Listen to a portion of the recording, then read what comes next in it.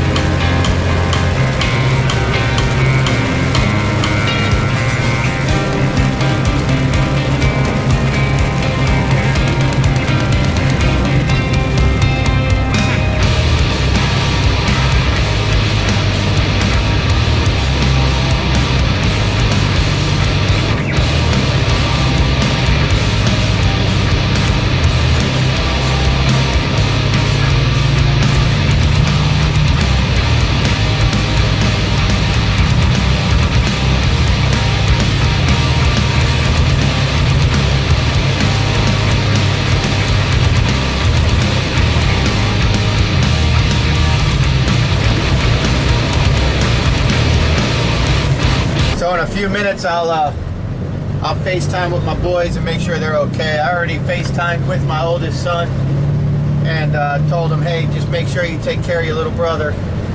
But it's actually my little brother, his little brother, that's going to take care of my older son.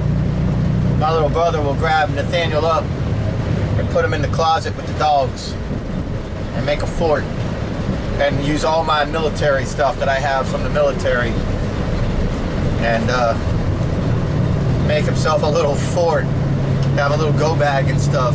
He's crazy. And my 10-year-old's a prepper and my 12-year-old just wants to play games, play video games. So it should be all right. This is a common occurrence in the Southeast. My boss, when he called me this morning, he was like, you know, it's kind of dangerous out there today, this morning. If you don't want to come in, you don't have to. It's going to be pretty bad till lunch. And I was like, Roger. See, Roger's from North Carolina. He just moved down here to stand the company up down here in Savannah. And I was like, Roger, this is an everyday occurrence in the summer.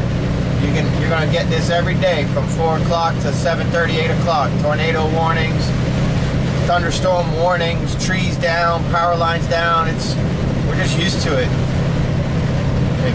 You know, you got to be careful, you got to be smart, but at the same time, if you don't have a stomach for it, you're going to starve. You ain't going to make no money if you're worried about your high-profile vehicle blowing off the road. You need to know how to drive it, you know.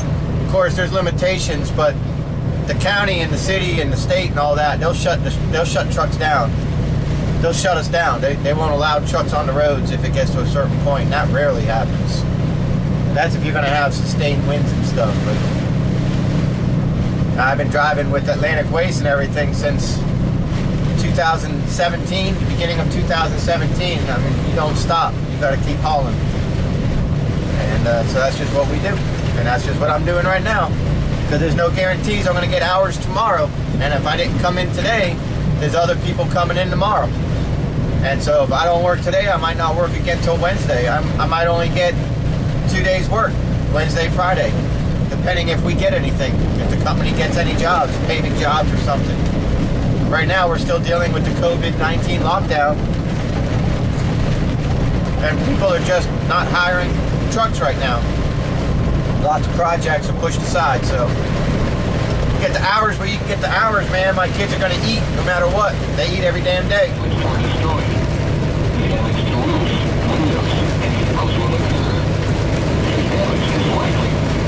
Locations in Texas include Tybee Island, Fort Pulaski National Monument, Coffee Bluff, Wilmington Island, Montgomery, Fort McAllister, Skidway Island, Tiller, Wausau Island, and Illinois.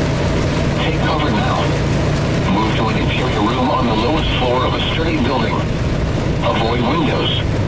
If you are outdoors, in a mobile home, or in a vehicle, move and protect yourself from flying debris.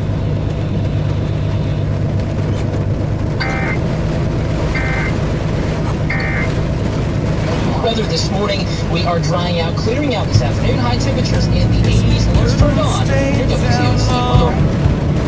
On the upswing again. From despair we rise. Start all over again. Find out what we're made of.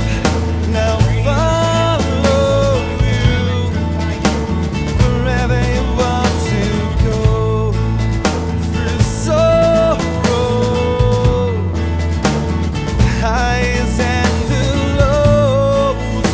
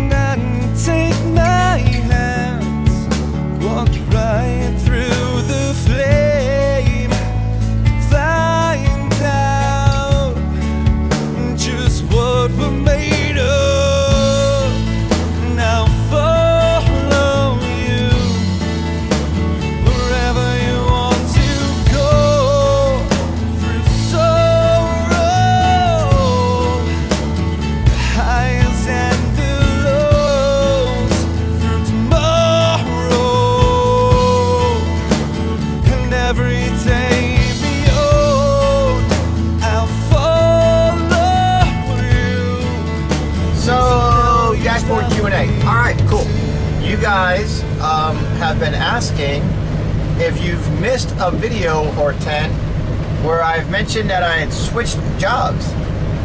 Well, yes, if you're not watching the Tuesday Night Live videos on replay, I understand if you can't catch the live show, but do you understand that the live show becomes a recorded video and you can just watch it in the library as if it's live? You can even go underneath the little video screen and click live chat, and you can follow along through the video. You can see when people were live chatting and asking questions and me answering them live during the show.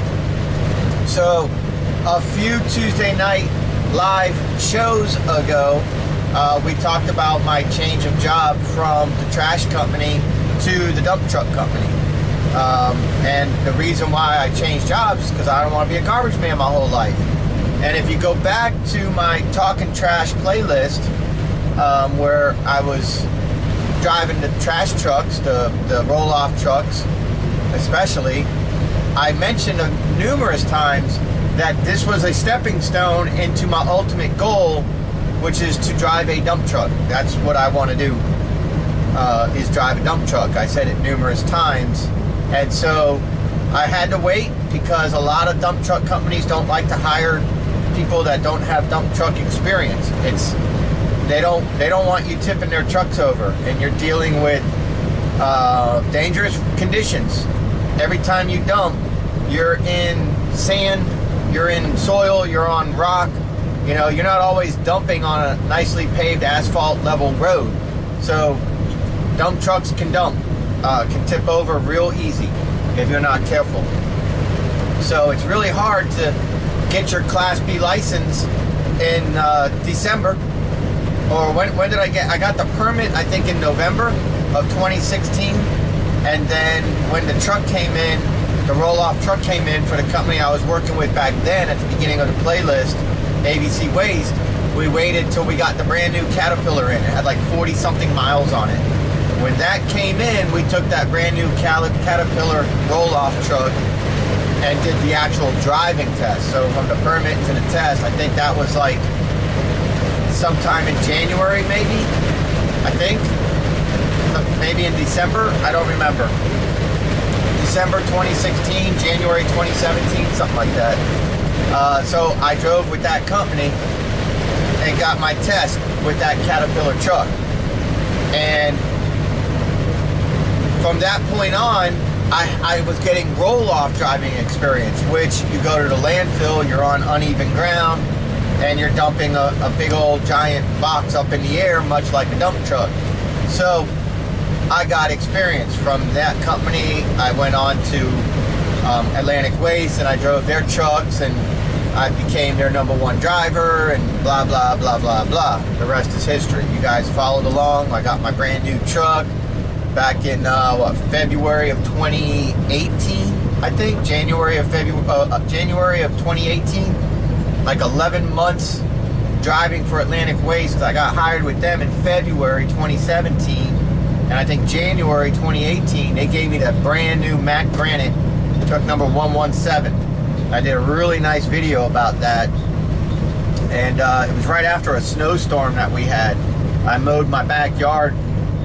I snow mowed my backyard, side discharged snow. It's funny. And then I think 2 days later, I was issued the brand new truck. The brand new truck. It had like no miles on it. I think it had like 13 miles on it or something like that. You gotta watch the video. It's an awesome video. Do a really good tour of that truck.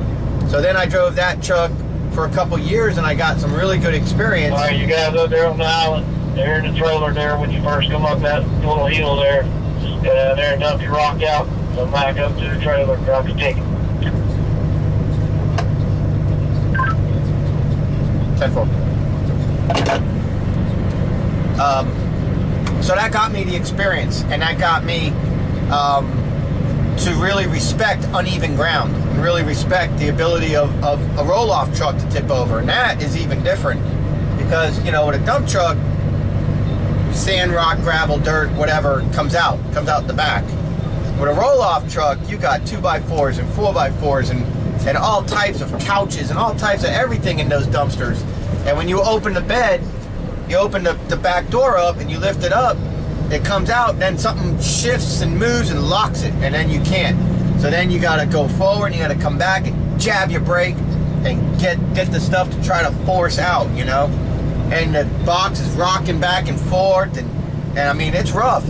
You gotta be careful. You need to know the ground that you're on. So you really get a good, good experience with that. So I got enough experience with it to where I was able to then talk to this company and say, 78 to all drivers. We dumping way in the back as we dump the rocks in normally.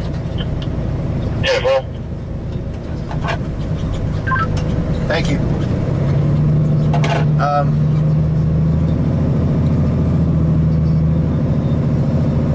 So when I got the call from this company, because my profile, my resume is on Indeed, they called me up. I got an email actually, and it was like, hey, you got the qualifications we're looking for. And so I way in the back there where the trailers turn around. Try not to block that turnaround as much as you can.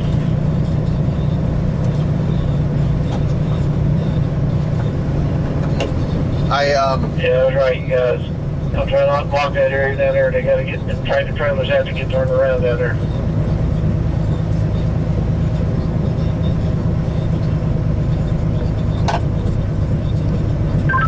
Yeah, okay, Roger. If you want, I'll take a picture of what they got us doing and send it to you.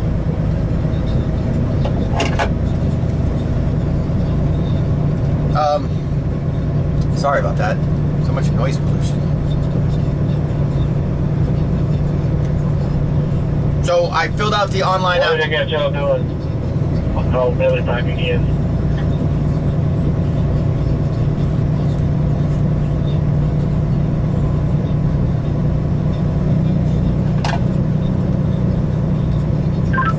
Hey Brian, can you answer that for Roger?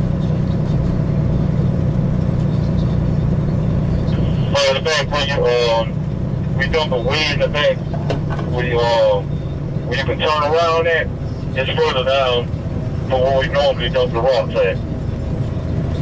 It's keep riding past where we normally dump the rocks at, just keep going straight. There's a guy back here with a truck and he's getting the tickets from us.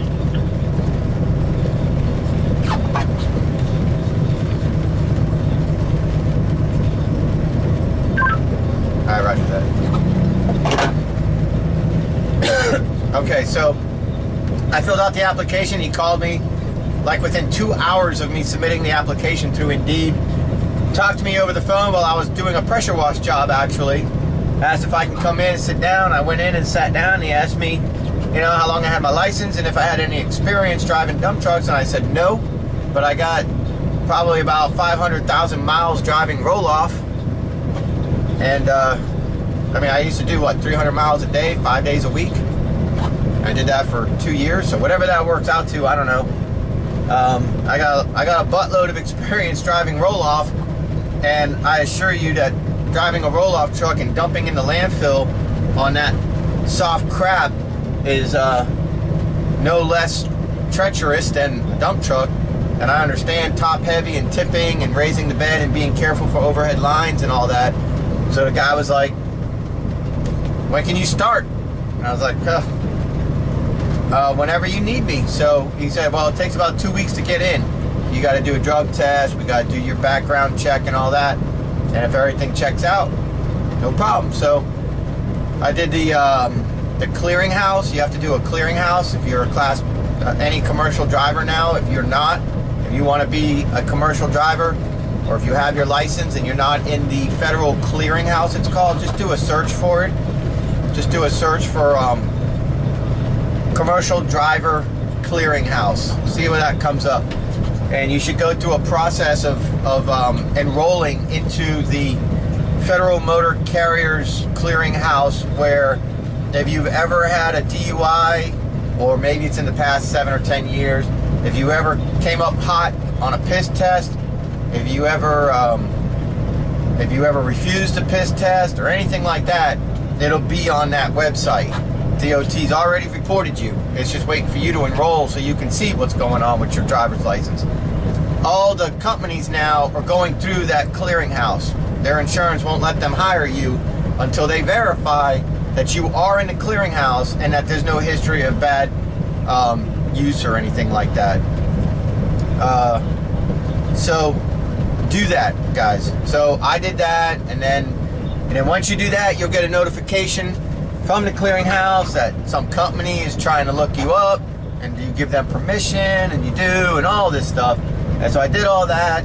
You got to pay for your own piss test because the company gets tired of paying $50-something for a piss test for somebody who knows they're hot, and they still try to fake it. So the company's like, you pay for your piss test, and we'll pay you back on your first paycheck, which they did. So I understood that. So yeah, they hired me, and here we are. They issued me this truck. They said, pick whatever truck you want. They're all brand new. So I went over and I picked this truck, 281, and here we go. So this is my truck. I put a CB in this weekend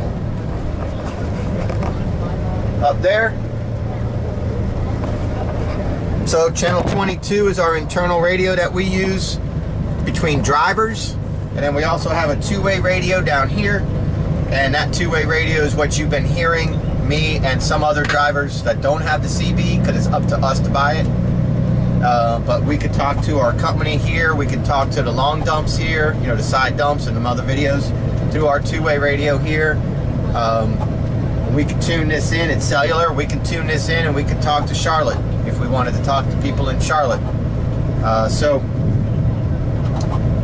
But the CB, no Brian, no Brian, no Brian. Yep, there you go. I'm full. There you go. Good job. You wanted to put me in the soft stuff and I'm full. No sir. No sir. But the CB, we use the CB to talk privately among drivers, so I can talk to Mark and a few other drivers. I can talk to my friend Kim, who's in the long dumps. I can talk to her and Mark and a few other drivers in private without the company hearing us. And then all the scale houses, I call them tower, but like Cody over in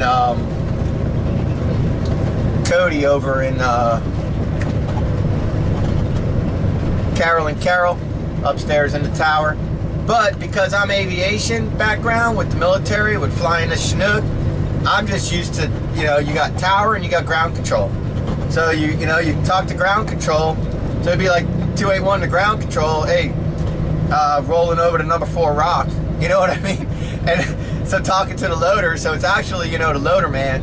So you say loader man, but you know, to me, it's ground control. But loader man's loader man. But when I look up at the tower, the scale house, they're usually in the tower. So I call them tower. So I'm just like 281 to tower. And you know, it's like, whatever, man. What's your vector? So, or what's your vector? So I mean, yeah, the CB, that's a personal investment. That's your CB you take with you. But that helps because when I went to go get my tear this morning, you know, every Monday you got to start with a new tear, a new empty weight on your truck.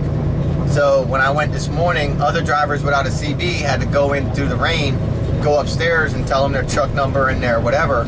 Me, I just stopped right before the scale and was like, 281 to tower. Yeah, this is still Dan, and I'm gonna go ahead and get my tear. And he gave me permission to get my tear. I am back. Come back, 281, you got it on? Yes, sir. Hey, you got you over 600, man. You over 600. Man, we're having a rough day. I'll go on back, man. Sounds good. Man, this is my 3rd time he's got me over. 3 times I'm overweight.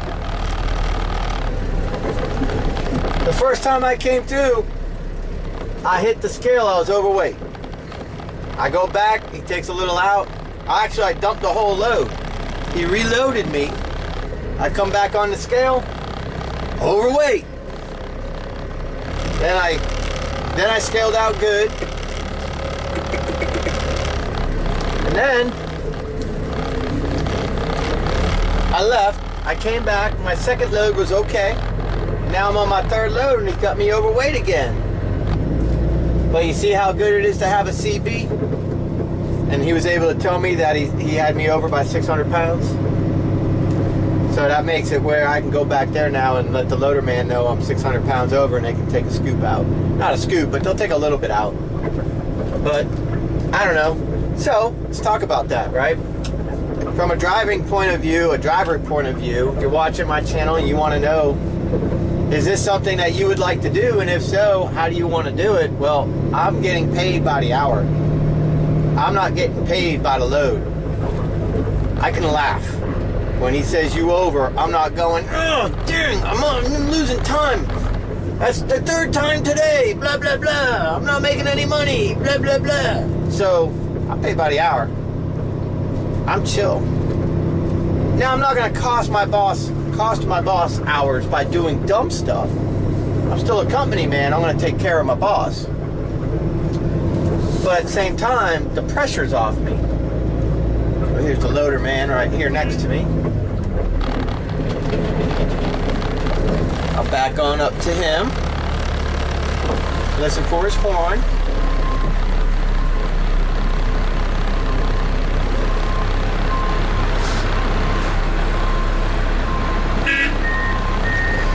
And he'll take a little bit out.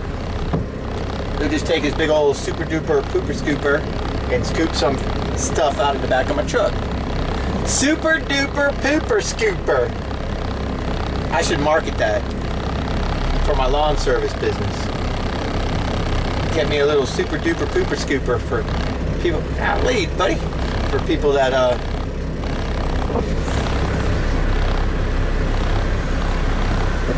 don't clean up their dog poop. Man, I wasn't 600 pounds. That was 30. I don't know if he knows. Oh, you can't see me now. He's got a big old buggy. It's coming around the other side. So he's gonna scoop out some from the other side so he doesn't tip me over, I guess. I mean, he's not gonna tip me over, but I mean, you know, so my load's not uneven. It was really nice of him on my second load out, I think it was. He chased me down to the scale and he was like, hey, when you scale, go down there. I'm gonna move the load over. He had too much on my driver's side. I didn't really feel it, but I guess it looked that way. And you know, they want to make sure I'm safe. He says I'm good. Get out of here. Let's get out of here. So now we'll see if we can scale out. I'll go ahead and put my tarp on now. A lot of our drivers, they don't put their tarp on until they clear the scale, in case they got to come back. I mean, it's not like I got to get out there and manually do it. I just put it on because I've gone down the road and forgot to put my tarp on. And that's a no-go. That's bad. You don't want to forget that. You know, you want to be in a mental habit of doing the same thing every time. And so what I do is I just put my tarp on. And if I come up too heavy or whatever, I'll take my tarp off. It's not like the loader man's gonna cut my tarp. He'll let me know if I don't bring it back. But I mean, everybody has their system. I don't think there's a right or a wrong way. So whatever it is that gets you down the road safely is really ultimately what matters. So let's see how we do now. Episode 2, I talked to you guys about the tear of my truck. So today I tared at 24,140. Normally with a full tank of fuel, a full tank of DEF, and me, I tear at like 2460, something like that. Today I'm tearing at 24,140. Why? Probably because it was pouring down rain. I might have had some water in the bucket in the bed, not much, but a little bit.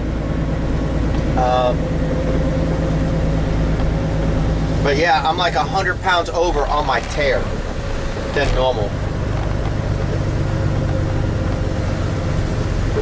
I don't know what I teared when I went across the line. Now, I don't have mud all over my truck because Thursday it wasn't rainy, and I didn't have mud all over my truck Thursday when I put my truck to bed. I did not work Friday because we have a lack of hours right now, which is why I worked through the rainstorm today. And so it's not like there's mud all over my truck, but there is some dirt on there, and some of that dirt's wet, and I might have had some water in the dump, so in the box. So we'll see. The rest of the week, that's going to be my tear. So that's a little bit heavier than normal, a little 100 pounds over, but whatever, it's all good. Another load in the ground, baby.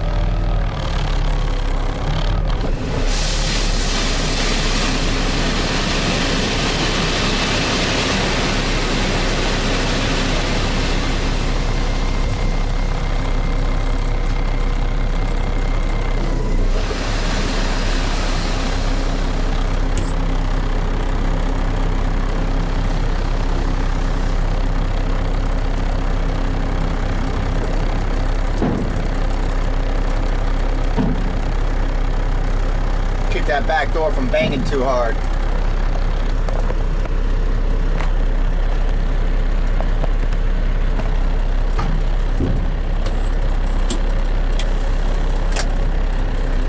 And we're off.